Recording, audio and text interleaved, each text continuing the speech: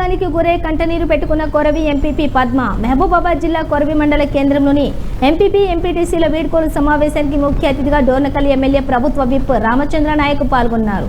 అనంతరం మాట్లాడుతూ, నాకు పార్టీల పట్టింపు లేదు, ఎవరైనా నా దగ్గరకు రావచ్చు, పని తీసుకోవచ్చు అని అన్నారు. స్థానిక ఎన్నికల్లోని అనవసరమైనటువంటి పోటీలకు పోకుండా అప్పుల పాలే తిప్పలు పడడం కన్నా ఏకగ్రీవంగా మంచి వాళ్ళని ఎన్నుకునే విధంగా ముందుకు సాగాలని అన్నారు.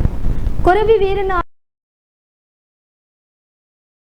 ఆశీస్సులతోటి మీ అందరి అభిష్టం మేరకు మంత్రి పదవి దక్కే అవకాశం ఉందని అన్నారు. కొరవి ఎంపీపీ పద్మావతి రవి నాయక్ దంపతులు రాజకీయాలకు అతీతంగా ఆర్థికంగా ఎదగకపోయినప్పటికీ ప్రతి ఒక్కరి అభిమానాన్ని పొందారు.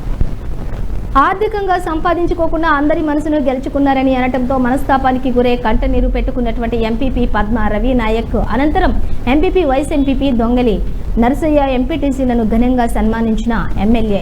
ఈ కార్యక్రమంలో ZPTC Bandi Venkatareddy, Ambati Veerabhadram, Rajender, Narayana, Mohan Rao, MRO Sunil Reddy, MPDO Veerababu, SI Gopi, Nallu Sudhakar Reddy, Congress కార్యకర్తలు పాల్గొన్నారు.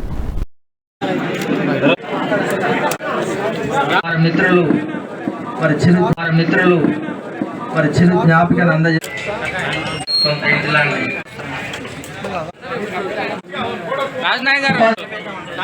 ఉపాధి హామీ సిబ్బంది తదుపరి కార్యక్రమం